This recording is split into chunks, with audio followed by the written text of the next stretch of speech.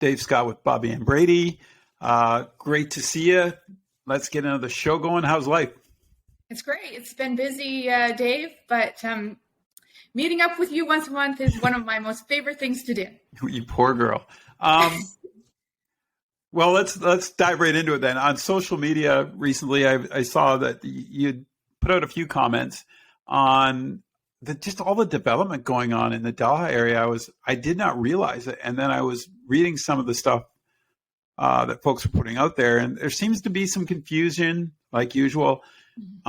What's your thoughts on this? I mean, I know growing up in Dover, the water scenario, there's always never enough infrastructure in place when you start building all these homes. But what's Delhi like? What's the scenario there, and what do you see happening? So with respect to Delhi, I'm still waiting for all of the information. I think that a lot of this news is very new to the community.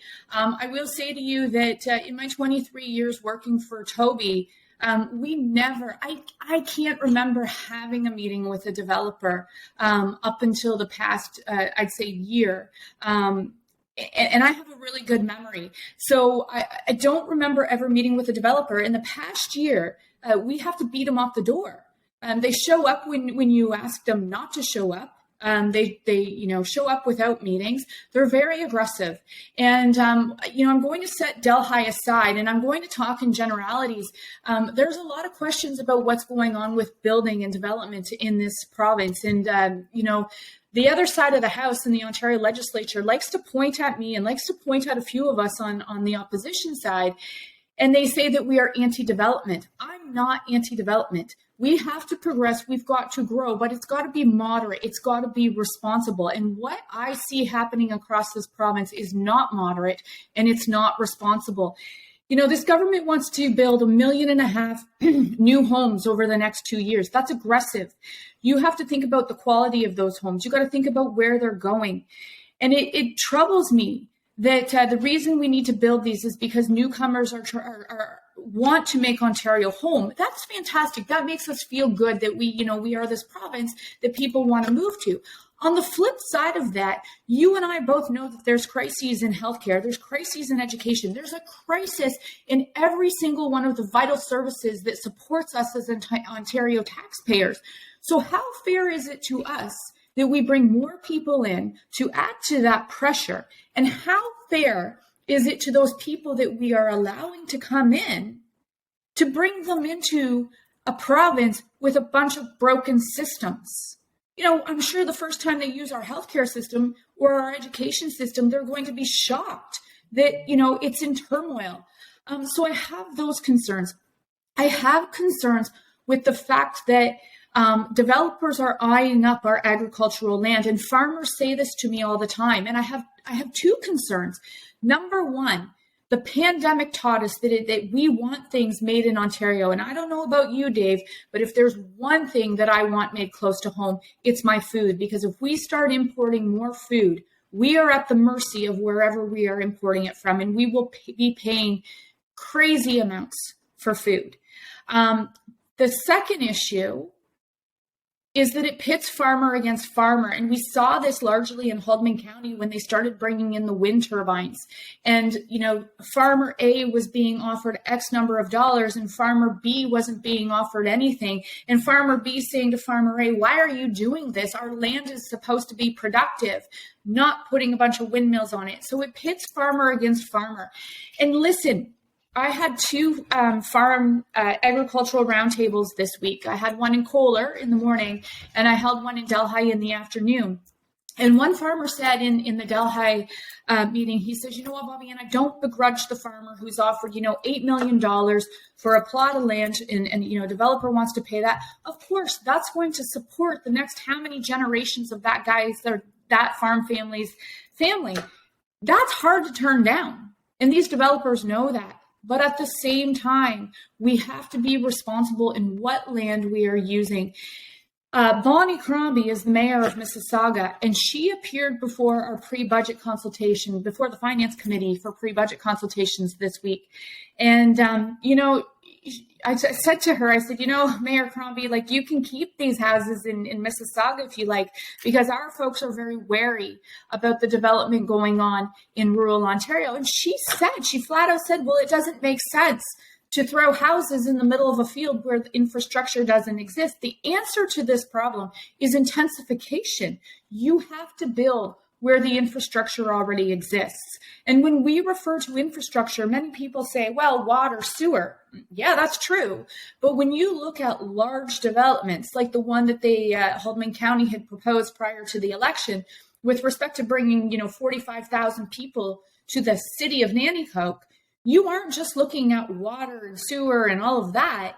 You're looking at other infrastructure like schools, fire halls, medical centers. Who is going to pay for that? You and I, as the taxpayer, are going to pay for that. The developer puts up the houses, they fill their pockets, and they leave town. And you and I are left holding the bag on who's going to pay for all this other critical infrastructure. You don't have to look very far. Caledonia, growing leaps and bounds. But at the same time, the school boards are going, where the heck do we put all these kids? Right? They've outpaced the schools. So there's so many questions, and I am very, very concerned. 319 plus acres every single day is being lost to development. It's being lost to a number of things, but development is the huge chunk of that 319 plus acres. So to that end, I have an exciting week coming up. On Tuesday, the first day back to the Ontario Legislature, I will introduce my very first private member's bill. And it will be to protect Ontario's agricultural and arable land. It's a pretty simplistic private member's bill in what I'm asking for, but I'm hoping it's a plan that the government can't say no to. Very good. Congratulations. Can you give us a little bit more detail on it then? Sure, yeah. So I didn't want to be political in my approach. Typically, if a member wants to get something, then they'll ask for a standing committee on an issue. And I figured that didn't make sense, because if I have a standing committee of politicians, it's always going to be skewed. The membership of that committee is always going to be skewed to whoever's in power. Right. So it's going to be like a dog chasing its tail. So what I am calling for are two things.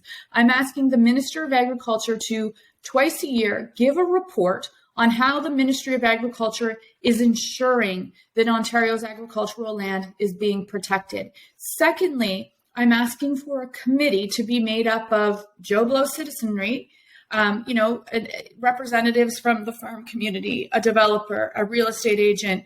Anybody who wants to apply to this committee can apply.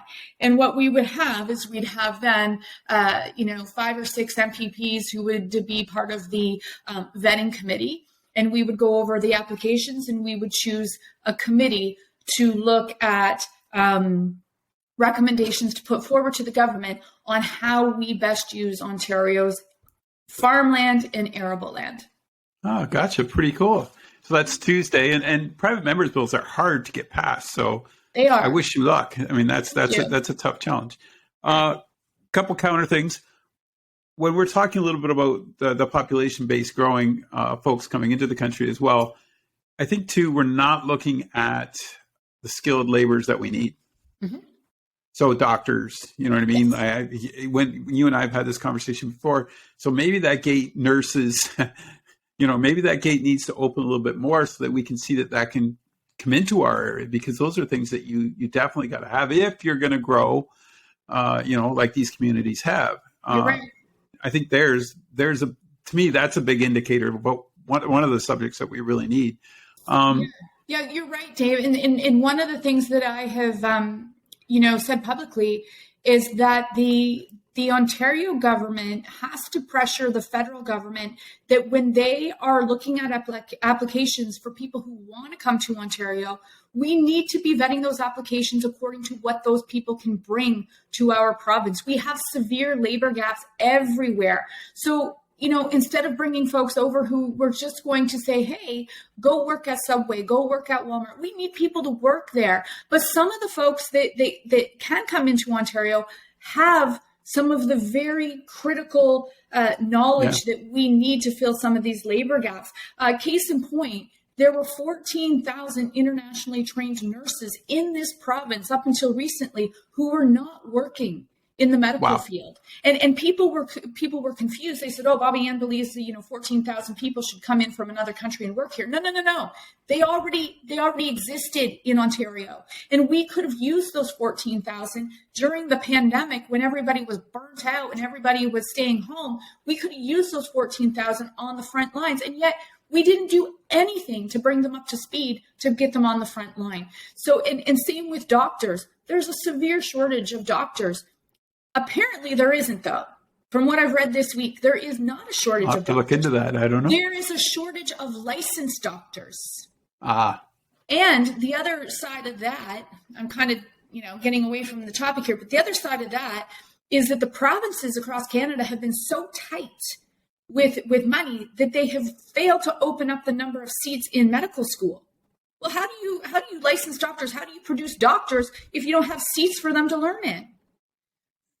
Anyway, it's one other thing to your agricultural component that I thought was interesting too, that I read recently, that the Ontario border, as it sits along that axis, there's basically 85% of the population base of this province. So you understand there's only 15% north. The other part that gets me is that's where all the main agriculture is. We're basically, you can't grow much in rock. So we've got this small plot of land, really, that's our agriculture. And maybe we're too focused on that one piece that, maybe the infrastructure has to go more north in order to diversify. I don't know. But I'm just saying, I thought, those numbers tend to make you believe if that's going to grow that base, how the hell are you going to protect that agricultural land? It's going to be gone. Just my thoughts. But I see what the private members go, obviously you're doing. You're saying, hey, let's be more aware. And at the end of the day, we can't create more agricultural land. What we have is what we have. We can't go out and create more. No, exactly. And that's, just a couple points to your argument. And the last thing I think we're going to touch base on a little bit, you were talking to me what a text you got. Do you want to elaborate on that? I think you were misquoted, actually, recently, and was sort of about what we were talking about was I think you were meeting with your finance committee, right? The social justice issue. Yes, that was it. So it was on Facebook. Yeah. So. Oops. So yeah, this week on finance committee, and I've spent the past since the beginning of January traveling the province with the finance committee doing pre-budget consultations, and it's been fascinating. It's been a great exercise, and people question, why do you have to travel to Kenora? It's a lot of money. It's a lot of taxpayers' money. And I agree with that. And, I said to folks originally, I said, I'll give you my honest opinion when committee hearings are over. I will let you know if I think that travel was a waste of money. But when we appeared in Kenora, the folks in front of us said, thank you for being here. Nobody ever travels to the north to meet with us, and it means so much. And it also puts things in context when you're there, right? If you see what's going on in Kenora, rather than hear it, if you see it with your own eyes, it really makes you appreciate what's going on. Peterborough was one. I was crying. It was a 3-minute drive from my hotel room to Market Square, where we were doing pre-budget consultations in Peterborough. And Dave, the social issues on the street, as I drove those 3 minutes, on one corner, they're handing out something to the homeless. On the next corner, they're handing out methadone. Every corner had something very sad and disturbing going on. And if people told me that, I'd be like, oh yeah, every town has it. No. I saw, how severe it was. Anyway, I'm digressing, but this week, we were at Queen's Park for pre-budget consultations, and they were pretty lively. As I said earlier, Bonnie Crombie showed up, and she's very passionate about Bill 23 and development and everything else. And OWECTA and OSSTF were there as well. And earlier in the day, Catherine Swift, who used to, be involved with I think it was taxpayers and small business. Yeah. She's a real smart cookie. And she just tells it the way it is. And she was going through her presentation. And in her presentation, in her written submission, I found a line under education that said something to the effect of that the social justice issues being taught in our schools are taking away from education. And what is happening is by the time these kids get through secondary school and by the time they get to college and university, they need a tutor, they need remedial courses. And she said, we have to return. Basically, what she was trying to say is we need to return to reading, writing, and arithmetic. And that caught me because prior to Christmas, I met with some folks who represent teachers. And they told me the exact same thing. There was one teacher at the table just before Christmas who said to me, Bobbi, Ann, I'm having a really hard time, figuring out how I divvy up my day to teach these issues that I'm not very comfortable with teaching. And she says, and then, the rest of the day, how do I split that up to make sure that these kids are actually learning what they need to in order to progress through the education system and become, knowledgeable adults? And so I asked OECTA and I asked OSSTF, I read Catherine Swift's quote, and I said, and how do you feel about this? Do you agree with what Catherine Swift has said? I did not say that Bobbi Ann felt this way. I asked them how they felt about Catherine Swift's quote. And both OECTA and OSSTF looked at me like I had three heads. And they said, oh, no. We have to ensure that our kids understand, these social justice issues. And, we can't do enough. And I said to them, I said, well, then you need to talk to your membership, and you need to talk to your membership in all parts of Ontario, because teachers in Haldimand Norfolk are telling me it's overwhelming. And you and I both know that teachers, police officers, our healthcare system, they're all being asked to do things outside of their scope of practice, really. Teachers have to be, therapists. They've got to be teachers, they've got to be sometimes the parental figure, and it puts them in a really precarious situation.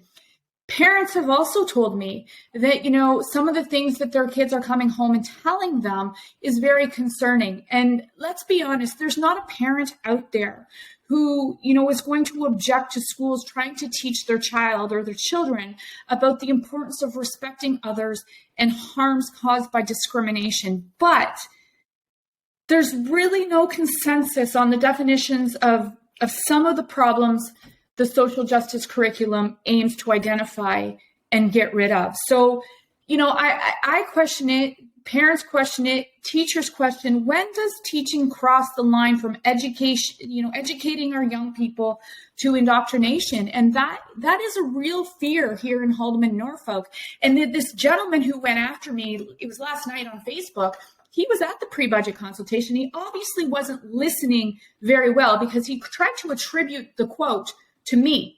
The quote was Catherine Swift's. And, I said to him online, I said, I'm not going to have this argument on Facebook, but here's my telephone number and you can sit down and talk to me. And here's a guy, and he represents OSSTF, but he's obviously not talking to our OSSTF members here locally. Because if he is, he's getting a completely different story from them than I am, and I have a hard time believing he'd get a different story from our members than what I got. So it's very concerning to me. It's concerning to our parents. It's concerning to our teachers, and we have to talk about it. And there's not many people who want to talk about it because it makes them uncomfortable. As soon as you start to talk about this type of thing, you're labeled. Right? I don't have a problem talking about these things. I think you brought up the critical word, respect.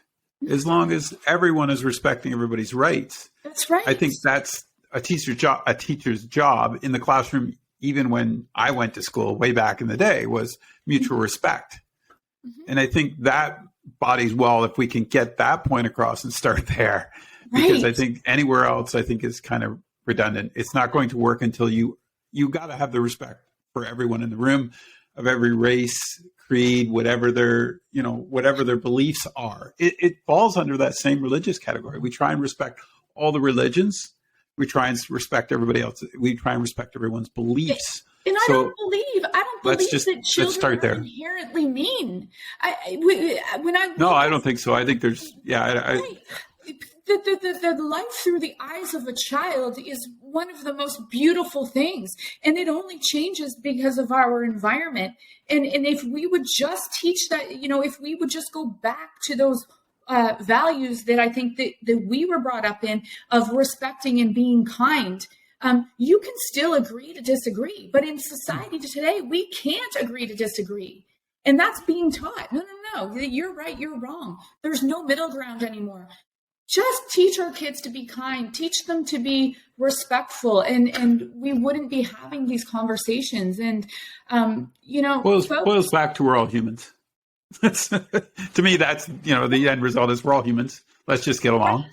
Absolutely. So let's make the next generation better than us. Yeah. And I'll stand behind what I said at committee. I'll stand behind asking that question, basically the quote posed by Catherine Swift. I stand behind that because that's what my constituents have told me they are concerned about. That doesn't make my constituents bad people. That doesn't make them, homophobic. It doesn't make them discriminatory in any sense of the imagination. These are real conversations. And, this is what people are telling me. So I stand behind what I said. And if that gentleman on Facebook that represents OSSTF, if he wants to sit down with me, I'll bring out the coffee. There you go. Bobbi, Bobbi's bringing coffee to this next little shindig. I want to ask you one more and I'll let you go. Both mayors attended Roma, Rural Ontario Municipal Association. I know you talked a little about that in one of your articles. Can you fill us in on that a little bit? What is Roma all about? So that, it's great to hear that the mayors were both there. Yes, and I wanted to be there as well. But what the government failed to do, or maybe it was purposeful, is they sent us out on committee hearings that day. And no rest. Basically, the two members that were most affected, I would say, would be the chair of the committee, my good friend Ernie Haldimand from Oxford County. I doubt Ernie's ever missed Roma. And so Ernie had to miss Roma, and I missed Roma, and I was upset by that. I did send my I'd say he's my communications advisor in Toronto. I sent him because I can't send him to committee. He can't sit on committee. Yeah, no, he can't sit on the committee. He can't go to Roma. So, Roma is a place where our small municipalities can go and speak to their, ideally, they're supposed to be speaking to cabinet ministers. In most cases, they end up speaking to the parliamentary assistant or, someone else. And it's their ability to put forward what they are asking for their county and to raise concerns that they have for their municipality. So, I know that both mayors, I think sometimes these meetings can be frustrating because there's really no, there's just a lot of, yes, thank you for your comments, and away they go. Both mayors were kind and said that they were, they had good discussions and they're waiting to see kind of what will come out of those discussions. I worry, Dave, and I guess I will see when the budget comes out in the spring, how much the government has listened to our municipalities at Roma. And we'll see how much the government has listened to the folks who have taken the time to come before our finance committee on pre-budget consultations. Because, if there's nothing in the budget that has been brought forward, then obviously the budget was a preconceived idea, right?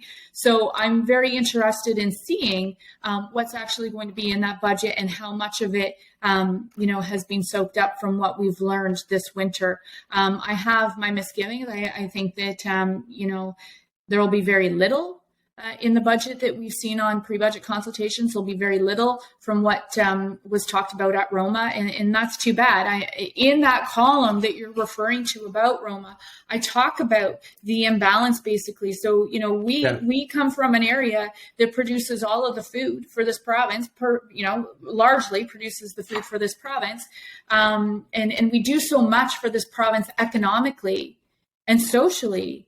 And yet our voice is getting smaller and smaller, and it will, as I talk about intensification, as more people move into those urban areas, our voice becomes smaller and smaller in rural Ontario. And, that is very concerning to me because governments of all stripes, let's be honest, they're going to put the money where the votes are. Yeah, And exactly. that's sadly the truth. And I was a party girl for 23 years, and I saw it then, and it was disappointing. We as conservatives still knew that rural Ontario was getting the short end of the stick. Sitting there as an independent, I see it more and more every single day, and it gravely concerns me.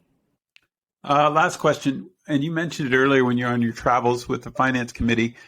For you personally, you said it was well worth it. If you could wave your magic wand when you were talking about just seeing so many folks struggling, what would you do?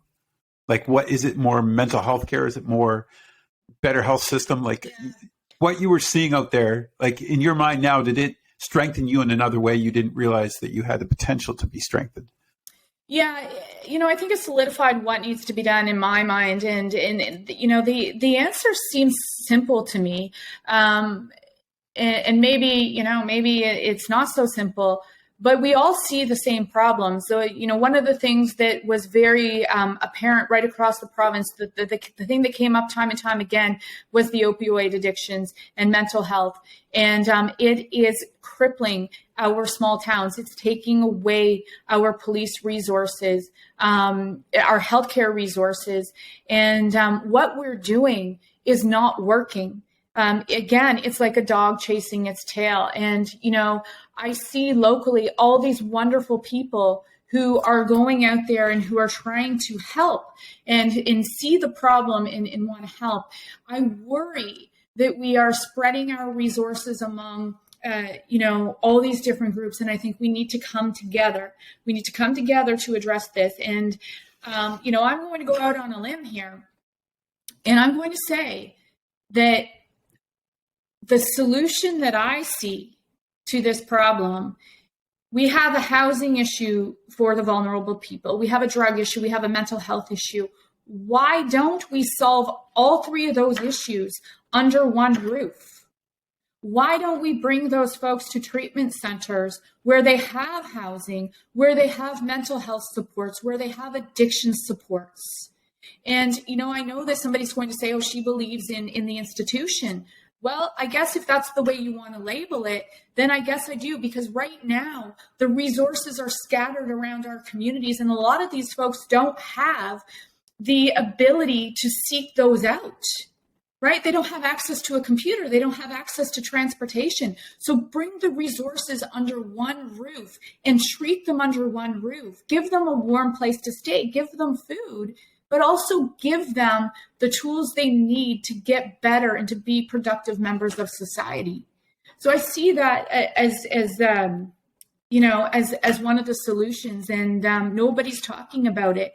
And, we talk about, in Kenora, there was a seniors group calling for safe injection sites. And I don't really know how I feel about safe injection sites. I had this debate with one of my colleagues on the Liberal side, and she said, Bobbi, and I didn't know how I felt about safe injection sites either until a parent said to me, my child is an addict, and at least I have the comfort of knowing that they are using safe needles. And I'm like, oh my goodness, how about we put our time and energy into making sure that person has the right treatment to get better?